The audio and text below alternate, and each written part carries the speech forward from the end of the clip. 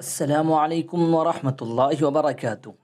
بیس Islamic knowledge کے عمدہ ترین اسلامی سوالات و جوابات کے قسط نمبر 27 میں آپ کا خیر مقدم ہے۔ میں ہوں آپ کا میزبان سجاد حسین باقوی۔ سوال ہے، اسلام کی بنیاد کتنی چیزوں پر ہے؟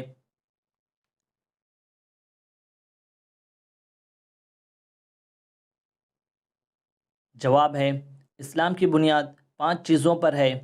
نمبر 1، اس بات کی گواہی دینا کہ اللہ کے علاوہ کوئی معبود نہیں اور حضرت محمد صلی اللہ علیہ وسلم اس کے بندے اور رسول ہیں۔ نمبر 2، نماز قائم کرنا۔ نمبر 3، زکوٰۃ دینا۔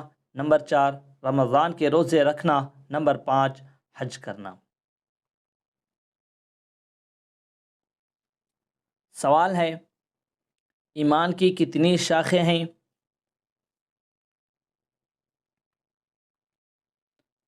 جواب ہے، حدیث میں آتا ہے کہ ایمان کی 70 سے زائد شاخیں ہیں۔